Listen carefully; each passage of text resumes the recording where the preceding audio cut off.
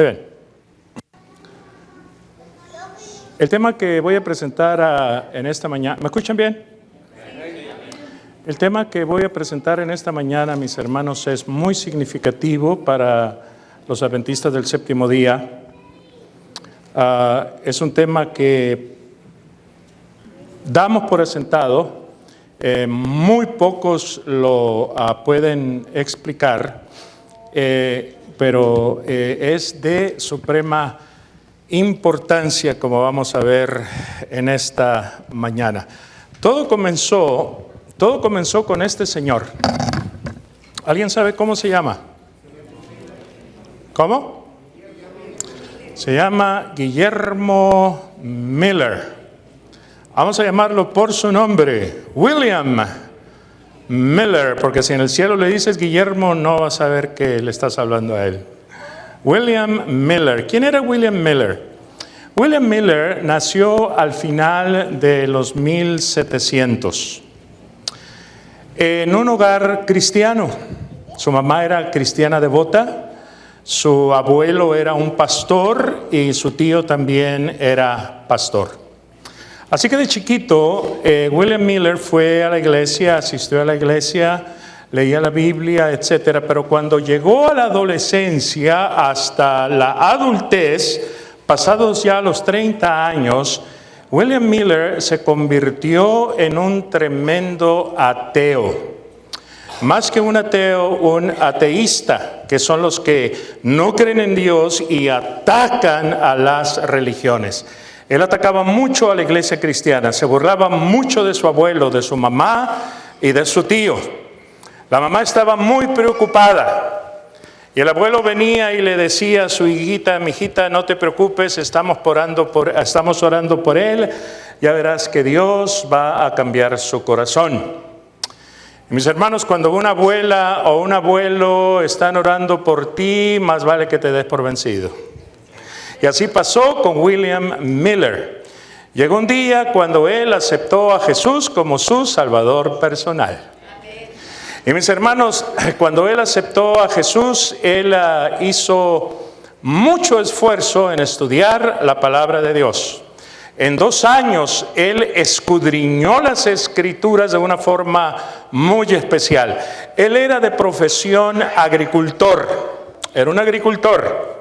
Y cuando salía de las faenas del campo, todo cansado, con sueño, con hambre, se bañaba y se pasaba hasta altas horas de la noche estudiando las Escrituras. Un día, mis hermanos, él compartió con un amigo, con un compañero, que él había descubierto algo increíble en la palabra de Dios.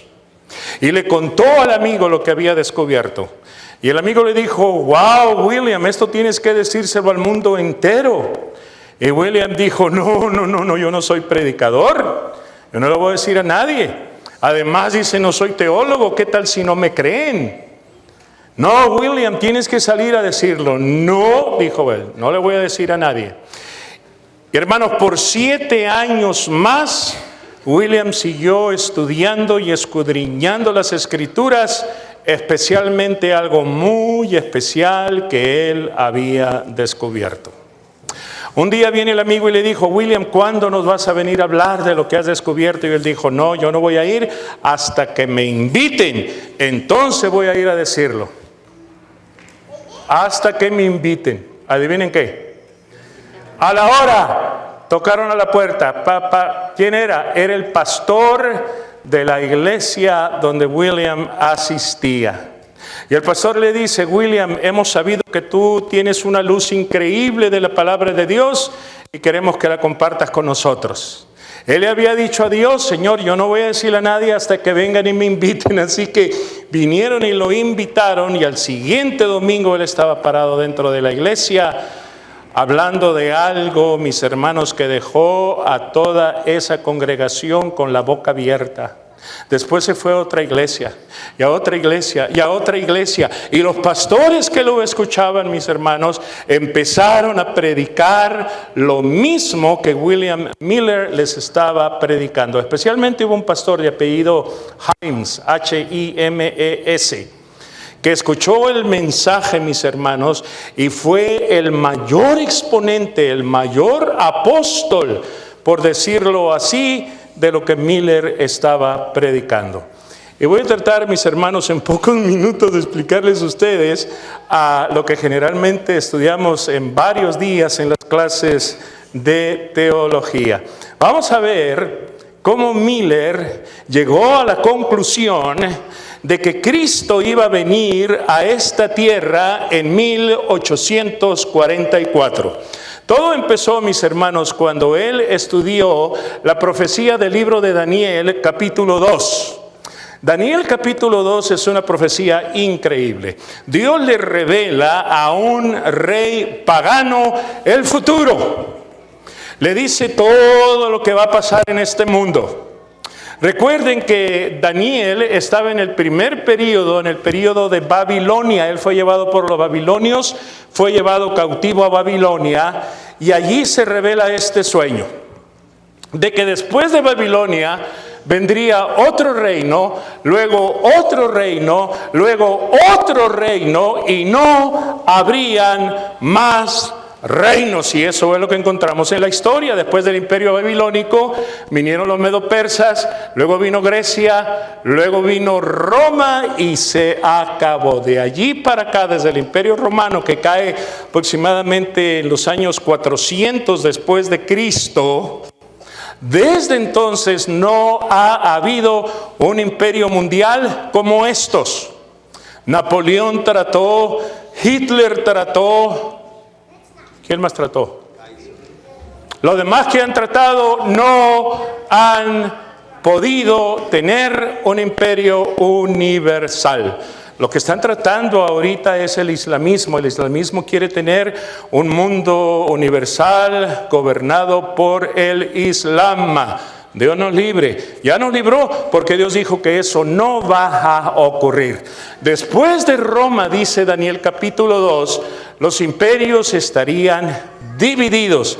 Y en esos días de los imperios divididos vendría una roca y derrumbaría a esa tremenda estatua.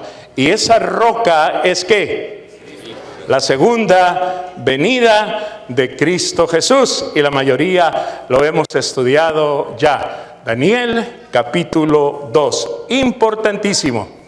Luego él fue a Daniel capítulo 7, donde encontramos la siguiente profecía, que es exactamente la misma de Daniel capítulo 2.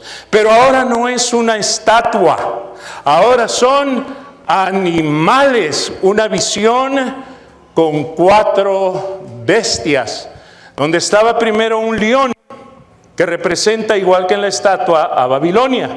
Después de eso vendría un oso, luego vendría un tigre, y luego vendría, hermanos, una tremenda fiera, un monstruo increíble. Ese monstruo viene siendo, mis hermanos, lo que en Daniel 2 viene siendo la Roma. Así que en Daniel 7, la misma visión de Daniel 2 se presenta, pero con animales. En segundo lugar, la terminación, la conclusión de Daniel 7 es diferente a la de Daniel capítulo 2. Muy bien, aquí están otra vez las 4 bestias que encontramos en Daniel capítulo 7 y la descripción que se da de estas bestias. El león, mis hermanos, Babilonia, el reinado más fuerte, más potente, de oro, y representado por el rey de la selva. Luego tenemos al oso, que estaba levantado de un lado, o sea, un lado era superior al otro, los medos por encima de los persas. Luego tenemos a un leopardo que tenía 4 cabezas, porque vemos cómo Grecia se dividió en 4 reinos, y de uno de esos, mis hermanos, sale una bestia tremendamente terrible que tenía 10 cuernos, y luego de esos 10 cuernos salió un cuernito pequeño que derrumbó a los otros cuernos. Así que aquí los tenemos, mis hermanos. Daniel 2 es la misma visión que Daniel 7. Uno es con una estatua, el otro es con animales. Lo interesante de Daniel 7, mis hermanos, es que no termina con la venida de Cristo Jesús, termina con esta bestia, este monstruo, este animal salvaje que es muy representativo para los últimos días. Ok, vamos a volver al ratito, porque luego Daniel capítulo 8 se da la misma visión, otra vez la misma visión, pero ya no se comienza con Babilonia, porque ya Babilonia había caído. Ya en ese entonces no existía Babilonia. Recuerden que Daniel estuvo con los babilonios y estuvo también con los persas, ahora Irán. Él estuvo con los medo-persas. Y aquí, mis hermanos, se presenta a Babilonia como un carnero, ¿okay? Un carnero poderoso que estaba parado. Pero luego ve Daniel que viene un cabrío, un macho cabrío, lo que llamamos chivos. Viene un chivo con un tremendo cuerno, mis hermanos, y llega y golpea al cordero. Y ahí tenemos a Medo-Persia y tenemos también a Grecia. Aquí están, mis hermanos, Daniel 2, Daniel 7 y Daniel capítulo 8. Las mismas profecías. Son exactamente las mismas profecías, pero con diferentes conclusiones. Y vamos a ver esas conclusiones.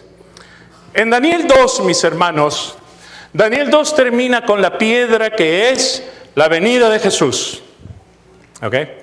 Daniel 7 termina con un cuerno pequeño. Pero dice que el juicio, y aquí está el texto, ¿dónde está? Daniel 7, 21, si leen 7, 21 al 26, la terminación de Daniel 7 es que la bestia, o sea, el reino final, es juzgado. Veía yo que ese cuerno hacía guerra contra los santos y lo vencía hasta que vino el anciano de días, se dio juicio a los santos del Altísimo. Luego Daniel 8, la misma profecía, pero Daniel 8 dice algo muy interesante. Oía un santo que hablaba. Otro de los santos le preguntó al que hablaba: ¿hasta cuándo durará la visión del continuo y la prevaricación asoladora, entregando el santuario y el ejército para ser pisoteado? Y el ángel dijo: hasta 2300 tardes y mañanas, y el santuario será purificado. Noten, hermanos, las tres, Daniel 2, 7 y 8, la misma visión, distinta conclusión. Daniel 2, la venida de Jesús. Daniel 7, el juicio de Dios. Daniel 8, hasta 2300 tardes y mañanas. Cuando Miller vio esto, dijo: ¿qué es esto? ¿Qué es esto?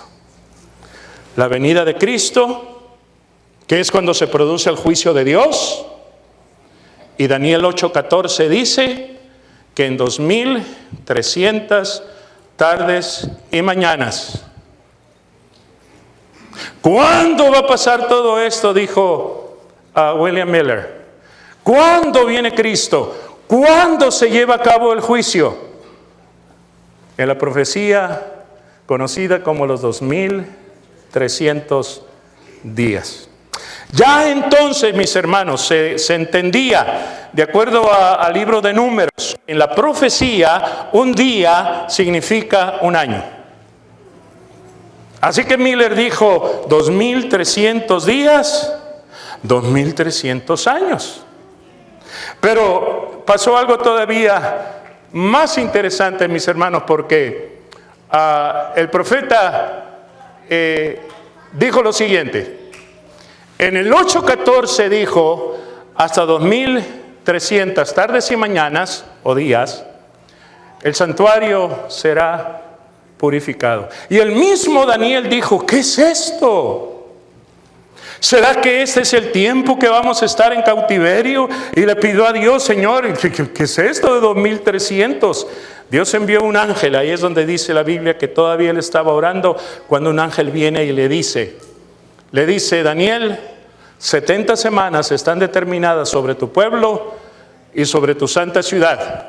Ahí va a terminar la prevaricación, ahí se va a poner fin al pecado, se va a expiar la iniquidad, vendrá la justicia perdurable, se sellará la visión y la profecía, se ungirá al santo de los santos. Y él dijo, ¡wow! Aquí está, dijo Miller, aquí está la venida de Cristo Jesús en la profecía de los 2300 días. Luego sigue Daniel 9 diciendo, entiende, sabe pues Daniel y entiende, que desde la salida de la orden para restaurar y para edificar a Jerusalén, a la venida del Mesías habrán 7 semanas y 62 semanas.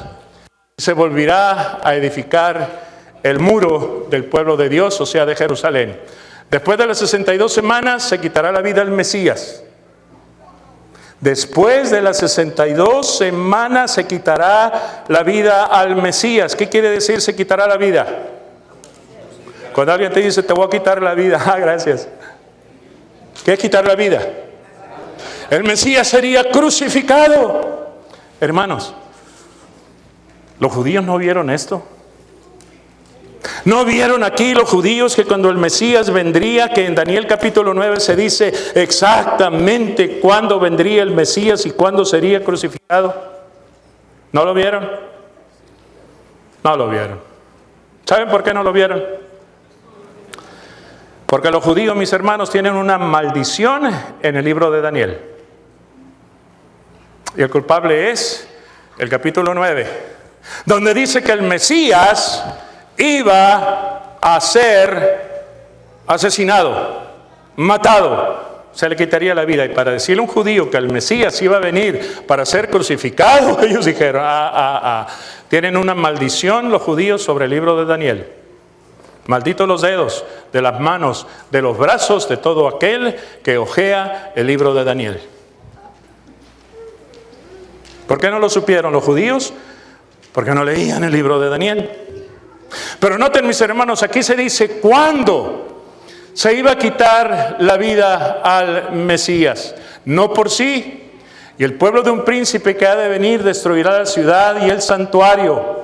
El fin será con inundación, hasta el fin de la guerra durarán las devastaciones. Otra semana se confirmará el pacto con muchos. A la mitad de la semana se hará cesar el sacrificio y la ofrenda. Después, con la muchedumbre de las abominaciones vendrá el desolador hasta que venga la consumación y lo que está derramado se derrame sobre el consolador. Miller dijo, esta profecía de los 2300 días, que es cuando viene Cristo Jesús, comienza cuando se da la orden para edificar Jerusalén. Así que dijo, ¿cuándo se dio la orden?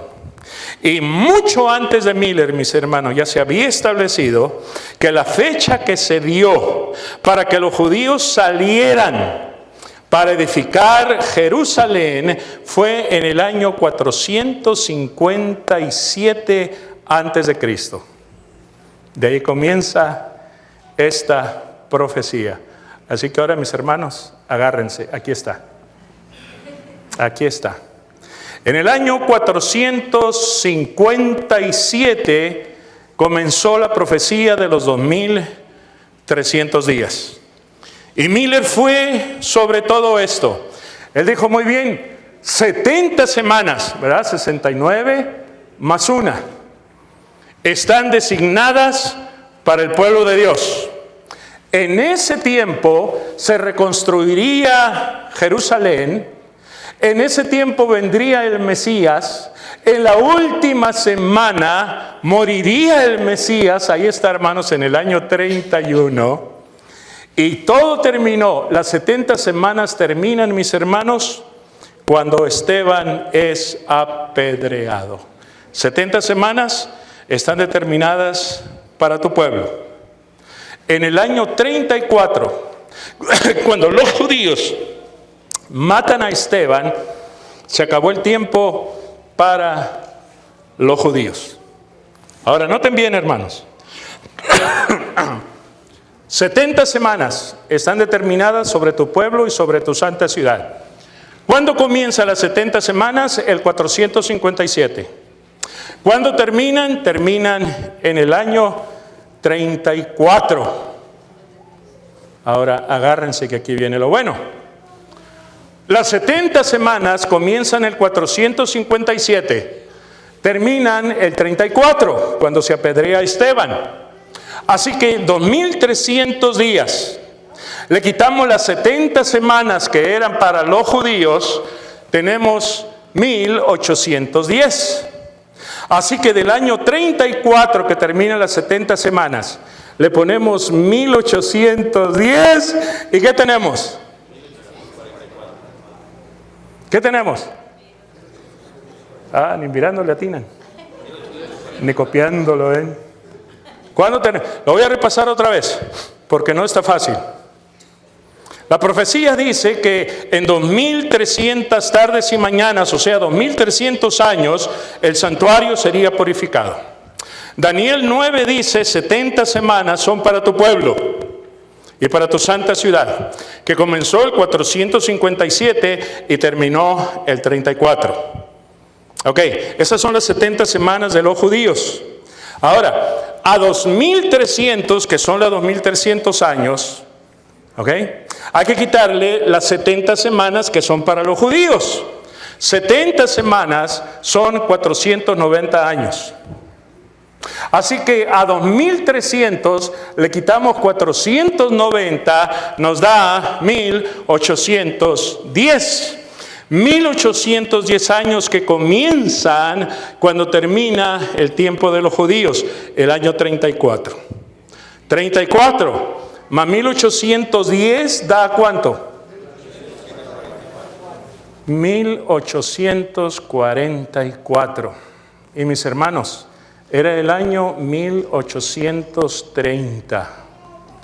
Y William Miller, dice, déjame estudiar esto otra vez. Ya lo había descubierto, ya lo había visto así de clarito y dijo, espérame. 7 años más de estudio. Comparó con amigos y compañeros y pastores y hermanos. No podían llegar a otra conclusión. Los 2300 días terminaban en 1844. O sea que Cristo iba a venir en 1844. Aquí está la profecía. ¿Qué más clara la quieren? La siguiente pregunta era, ¿cuándo en 1844? Y ellos dijeron, el Yom Kippur. El Yom Kippur es cuando se llevaba a cabo la expiación, la purificación del santuario. ¿En qué año cae este año el Yom Kippur? 22 de octubre, 1844. Y se quedaron 22 de octubre, 1844. ¿Qué va a pasar allí? La purificación del santuario. ¿Cuál santuario? Dijeron ellos. Pues, ¿a dónde va a venir Cristo? A esta tierra. ¿Y qué va a pasar cuando Cristo venga? Esta tierra va a ser purificada. Tiene que referirse a la segunda venida de Cristo Jesús a esta tierra. La segunda venida es cuando viene el juicio. De Daniel capítulo 7. 2300 días, Daniel capítulo 8 y capítulo 9. Y dijeron, no hay vuelta que darle. No hay vuelta que darle. ¿O le ven ustedes otra vuelta, hermanos? ¿Me la pueden explicar de otra manera? porque no sé poder. He visto a pastores en la radio darse unas confundidas con esto, mis hermanos, que digo, ay, estos pobres están más enredados que otra cosa. No entienden, no saben de este asunto. ¿Por qué? El adventismo, se llamaban los adventistas, hermanos, porque ellos decían, Cristo viene. Así que, hermanos, 14 años, dijo Guillermo Miller, tengo 14 años para predicar este mensaje. Y él les decía a los demás, hermanos, hay que salir a predicarlo, hay que decírselo a otras personas. ¿No ven qué clarito está?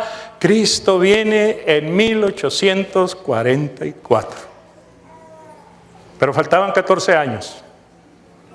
Algunos dijeron, falta mucho, me voy a esperar que falten unos 3 años y entonces me voy a consagrar. No, estoy muy joven yo todavía para eso. Voy a gozar la vida y ahí por el 42, por ahí, entonces me voy a meter y me voy a consagrar a Dios. El problema es que uno no tiene contada la vida, ¿verdad? Uno no sabe cuándo te va a llegar a ti el 1844 y no vas a llegar. Una enfermedad, un accidente, Dios nos libre. Pero hubieron muchos más, hermanos.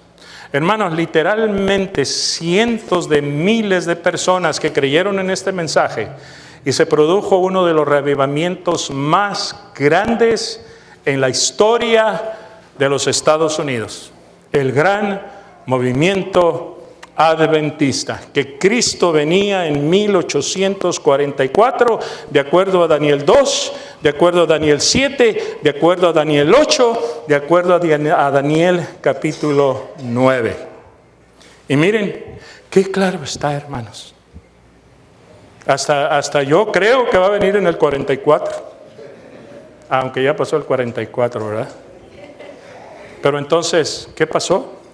Como decimos, ¿qué pasó? Esta es la conclusión que llegó Miller.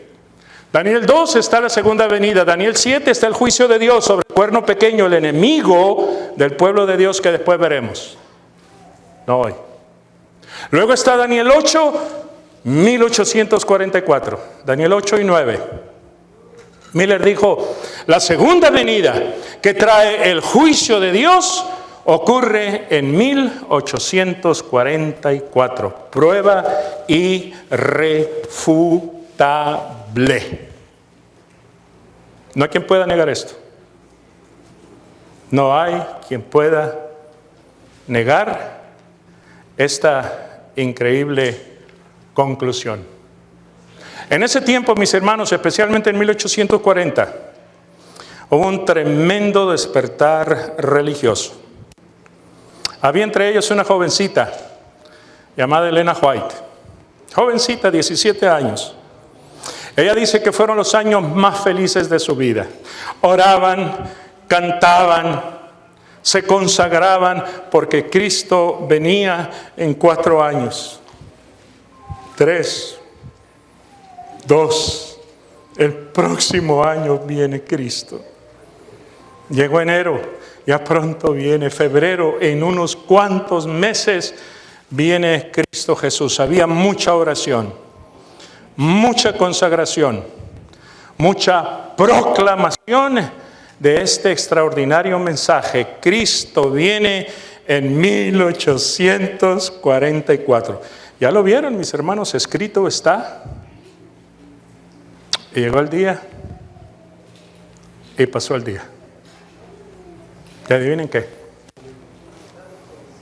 Por si no lo creen, Cristo no vino.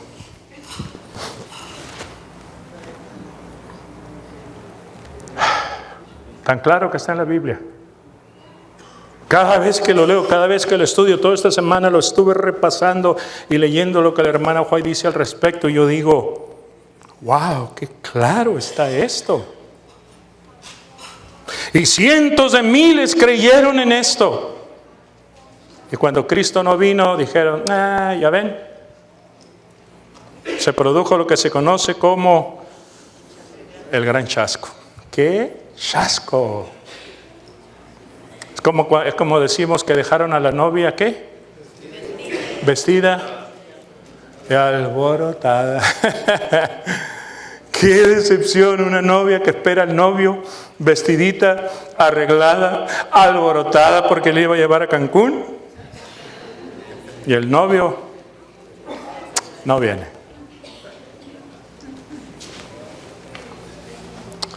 ¿Qué pasó en 1844 entonces?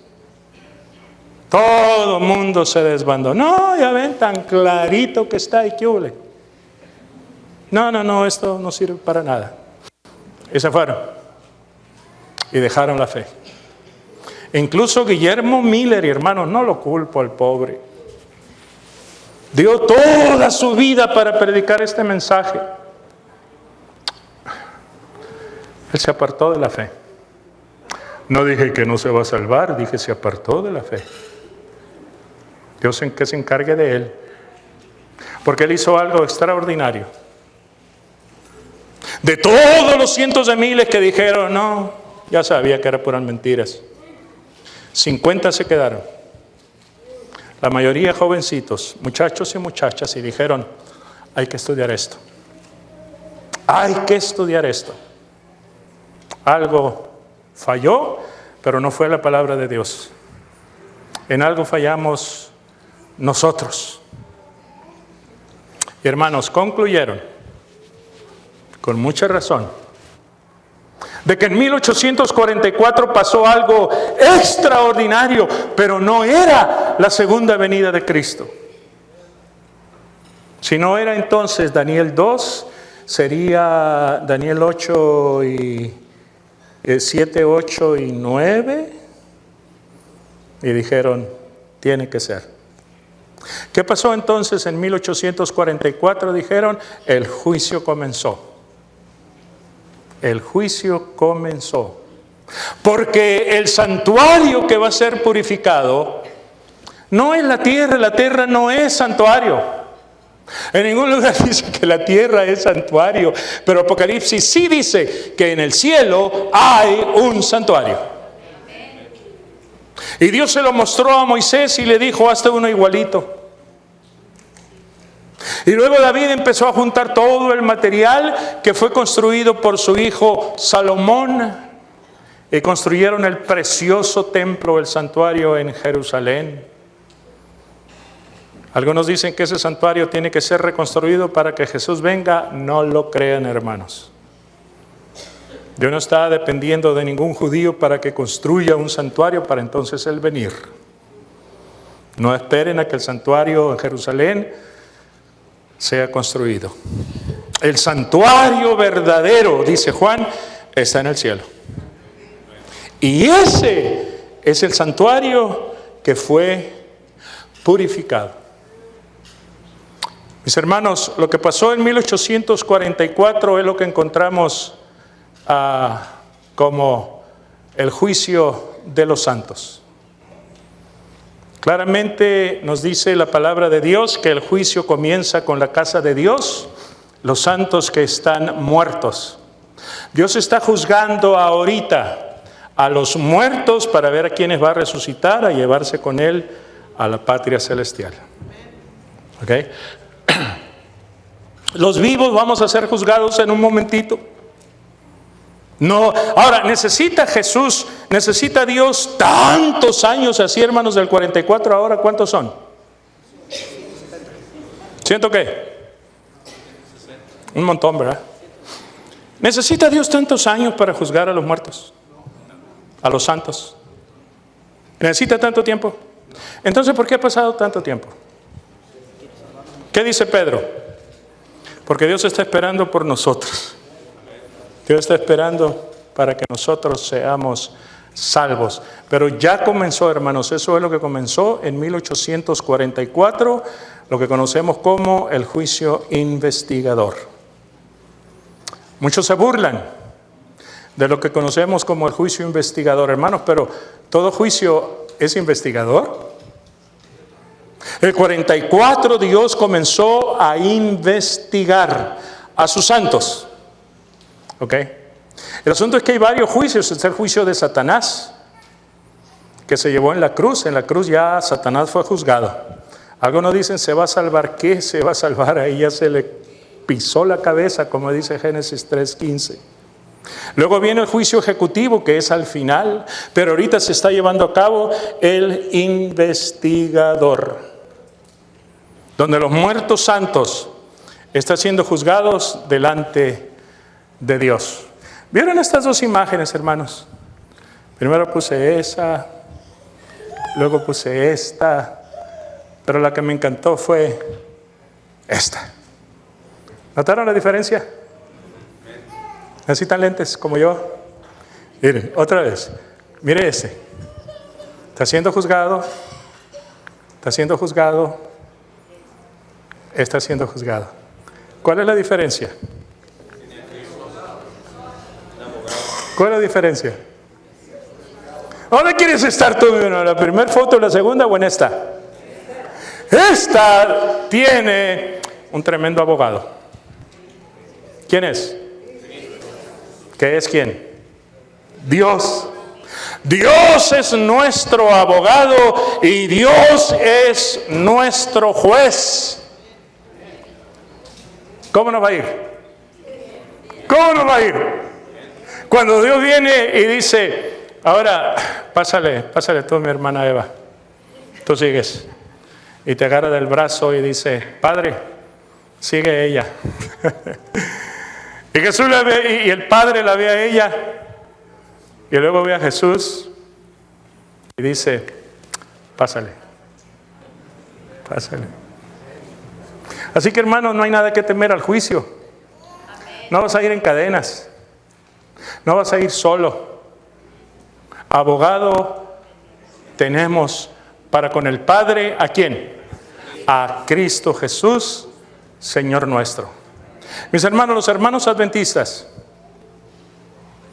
allá en 1844-45, dijeron, comenzó el juicio de Dios.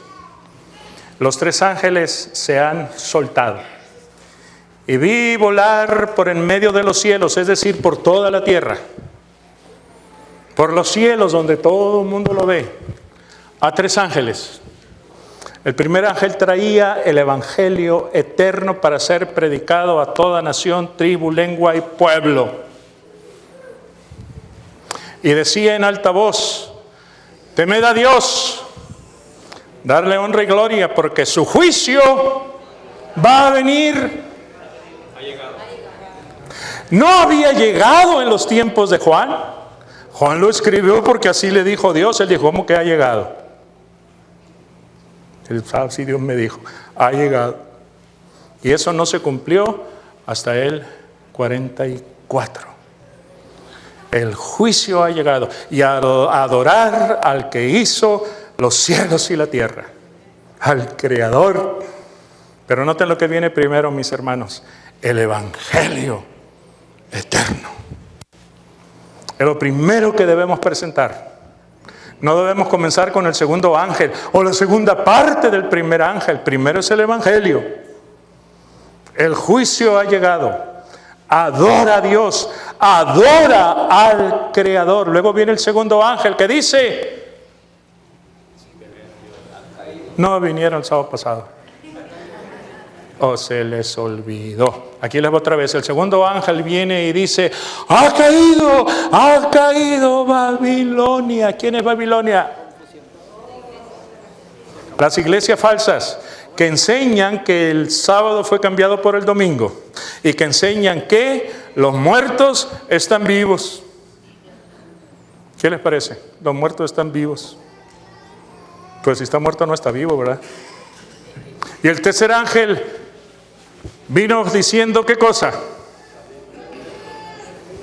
El que adora a la bestia o a su imagen y bebe del vino de la ira, del furor de su fornicación, va a beber también de la ira de Dios. Y los adventistas dijeron, este es nuestro mensaje. Hay que salir a predicar que Cristo viene, Daniel 2. Que el juicio ya comenzó, Daniel 7, 8 y 9, en 1844. Hay que decírselo al mundo, porque será predicado este evangelio, el evangelio del primer ángel, A toda nación, tribu, lengua y pueblo. Y entonces, ¿va a venir qué? El fin. Qué privilegio el nuestro, mis hermanos, ser este ángel. No. Dios no va a mandar ángeles para que prediquen. Dios no va a traer ángeles de adelanto, ni ángeles de... ¿Dónde dijeron? De Huntington Park. Hermanos, ustedes son los ángeles. Iba a decir nosotros, pero les echo la bola así directito a ustedes. Ustedes son estos ángeles. Hay que ir a predicar con grande voz a toda nación, tribu, lengua y pueblo, o sea, a los de San Bernardino, ¿verdad? Porque aquí hay de toda nación, tribu, lengua y pueblo. Presentarles el Evangelio y decirles, teme a Dios, teme a Dios, dadle gloria. El juicio ya llegó. Adora al Creador. Sal de Babilonia. No recibas la marca de la bestia. Y al proclamar eso, mis hermanos, quiera Dios animarnos y contagiarlos para que ese evangelio tenga un efecto especialmente en nosotros, en nuestras vidas, y lo podamos compartir así también con otros. Amén. Bueno, entonces póngase de pie para terminar con una oración.